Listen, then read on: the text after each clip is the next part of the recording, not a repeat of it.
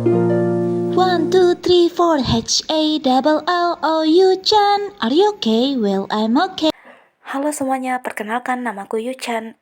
Sebenarnya namaku kayak gini bukan karena aku nggak suka nama Indonesia ya, tapi ada alasannya. Hal itu terjadi ketika aku masih duduk di bangku SMA. Woi Yun, dipanggil guru tuh, cepatan oi. Yuni aku maksudnya, oke deh. Tunggu Yun, sebenarnya Yun yang dipanggil guru itu adalah diriku. Nani? Ya udah kalau gitu. Kalian salah, yang dimaksud itu adalah Yuni, diriku.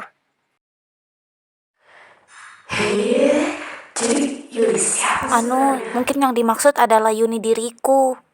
Sekarang di antara kita siapa yang akan menjadi pemenangnya?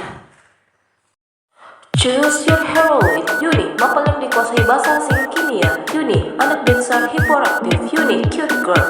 Yuni, best girl. Jadi di antara kita siapa yang dipanggil sama Pak Guru? Ya udah, gimana kalau kalian semua ikut aja ke ruangan guru? Oh, bisa gitu ya? Ini tugas untuk iya, Pak. kelasmu. Ada apa?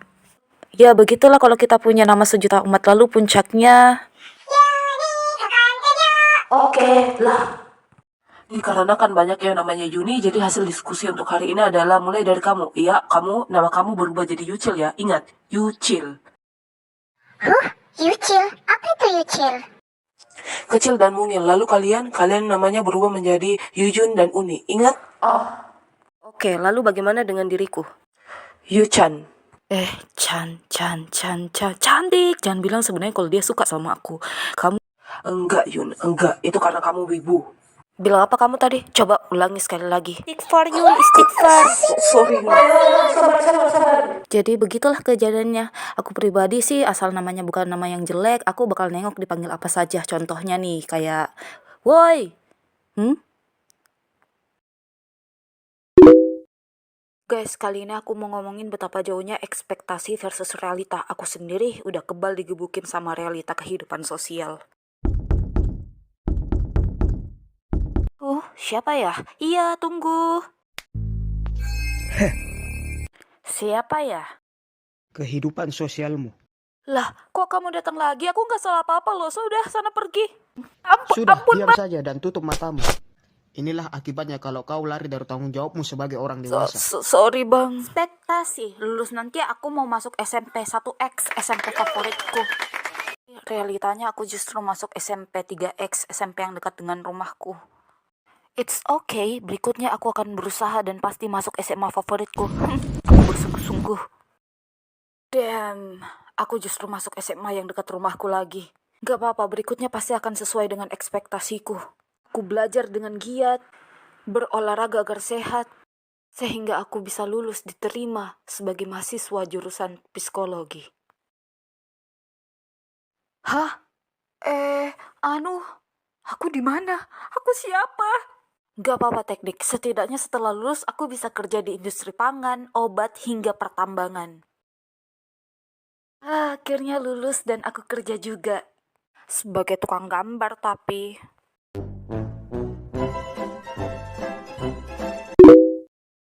Guys, kali ini aku mau ngebahas salah satu fenomena toksik yang mulai muncul akhir-akhir ini. Apa itu? Work spouse, yang dibagi menjadi work wife dan work husband. Yap, nggak tahu manusia jahanam mana yang ngusulin ide itu untuk pertama kalinya. Yap, mari kita sambut salah satu pelakunya, Pak Boy. Makasih. Jadi Pak Boy ini punya pengalaman selingkuh pakai aplikasi kalkulator, Gojek, WhatsApp, Instagram, email, bahkan GoMaps. Terus pernah ketahuan selingkuh 4 kali, tidak ketahuan 3 kali, digebukin 2 kali, diviralkan 2 kali. Wah, hebat sekali ya kamu ya masih bisa hidup sampai saat ini. Hahaha, katanya orang jahat itu hidup hingga 1000 tahun. Cih, ya udah silakan duduk. Hah? Tempat duduknya di mana? Cih. A few moments later. Jadi Pak Boy sekarang punya work wife ya? Kalau boleh tahu motifnya apa? Jadi sebenarnya work wife itu bukan objek selingkuh. Kita lebih ke partner kerja, seperti teman lah. Stop. Temen kok pakai wife atau husband? Ini nih biasanya temen tapi Jalan berdua, pegang tangan, peluk, baper, suka.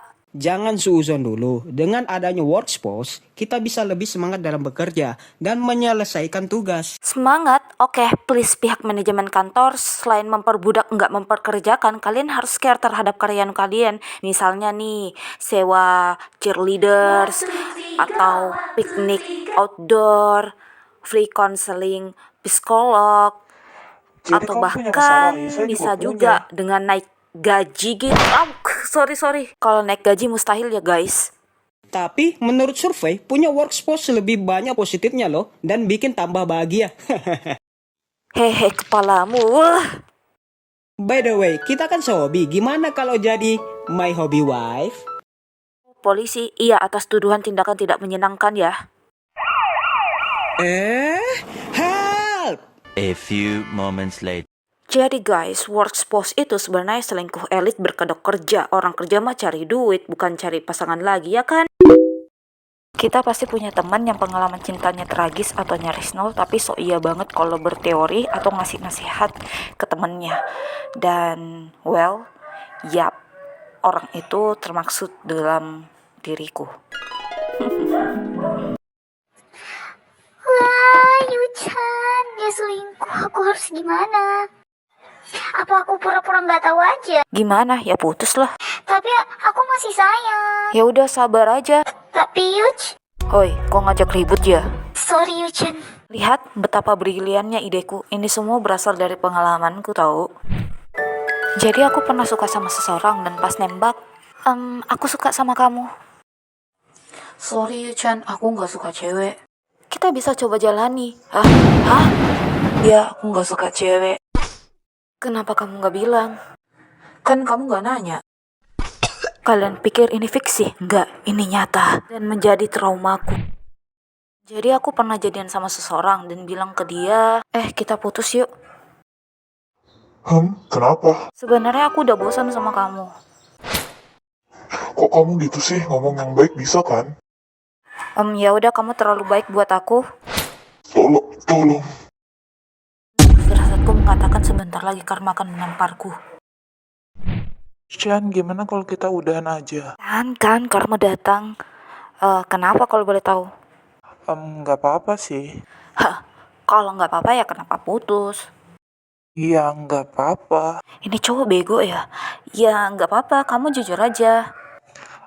Sebenarnya nggak apa-apa. Saat itulah aku sadar, sumpah pacaran ternyata nggak berfaedah banget. Dan mulai dari situ setiap orang yang minta saran padaku, solusiku adalah Yuchan, menurutmu aku harus gimana? gimana ya putus. Yuchan, baiknya gimana ya? Kalau gini ya putus. Putus. Meanwhile.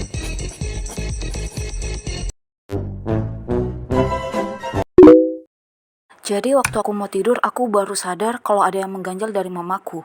Mamaku sepertinya memiliki kekuatan supernatural yang tak biasa. Contohnya, aku mau menyisipkan buku sketsaku di lemari agar aman. Lalu beberapa hari kemudian ketika aku membutuhkannya, mana? Siapa yang ngambil buku sketsaku? Woi, kau ya? Bukan. Kamu ya, Cing? Udah, ngaku aja. Atau kamu, Jing? Atau kamu? Kamu atau kamu ya? Bukan. Terus buku sketsaku di mana? Kamu nyari apa sih dari tadi? Buku sketsaku, Mam. Ada di laci lemari. Nggak ada. Ada. Nggak ada, Mam. Coba kamu cari. Udah, Mam. Bismillah. Sekali lagi. Coba cek lagi. Kan, ku bilang nggak ada. Mak, nggak ada, Mak. Coba mama cek.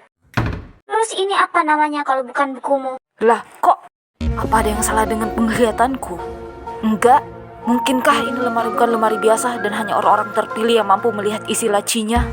Aduh, imajinasiku bodoh banget. Atau jangan-jangan mamaku yang memiliki kekuatan super yang memunculkan benda-benda yang hilang.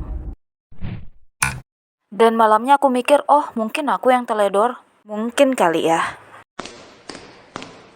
Mom, sudah waktunya. Kita harus bereskan sampah masyarakat di kota ini sekarang. Yang kedua, Kalau emak ada lagi satu keahlian khusus para mama selain menemukan barang yang hilang. Kalian tahu apa? Kemampuan tidak melihat hal yang jelas-jelas sudah terpampang. Macam menyeleksi gitu. Contohnya kayak gini nih. Aku bangun jam segini ini pertanda untuk beribadah dulu kepada Tuhanku. Karena nggak ada kerjaan, apa aku beres-beres rumah aja dulu ya. Nyapu yang bersih. Terus ngepel. Jangan lupa cuci baju. Cuci piring. Terus lap-lap kaca. Yang terakhir nyiram bunga. Akhirnya selesai juga. Sekarang waktunya rebahan sambil ngemil. Jangan lupa nonton komedi.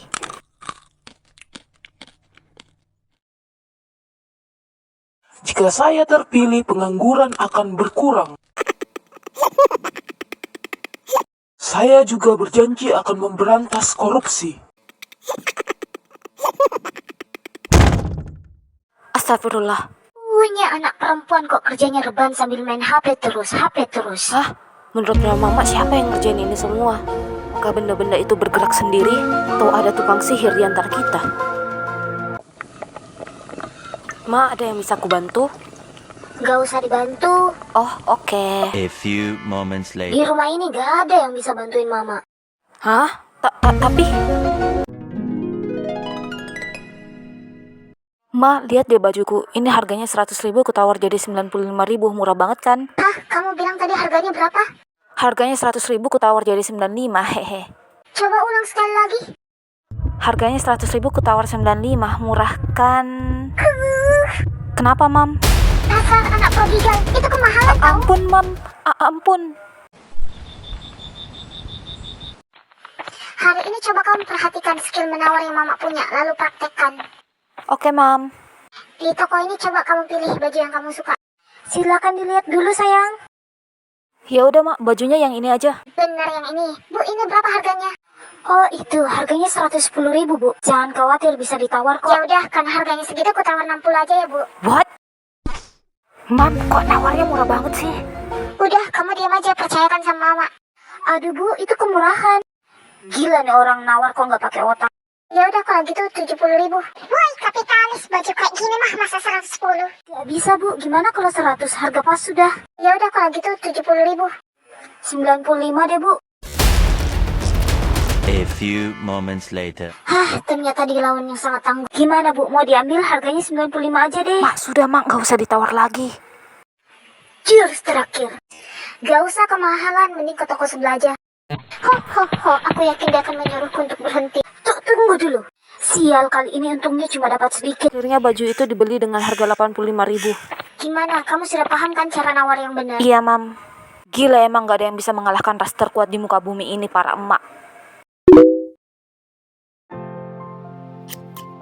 Hari ini hari yang tepat untuk potong rambut. Tada, poni baru. Jangan lupa bedakan. Terus pakai blush on. Lipstiknya juga dong. Cermin, oh cermin, siapakah perempuan tercantik di kompleks ini? Kamu. Jadi malu.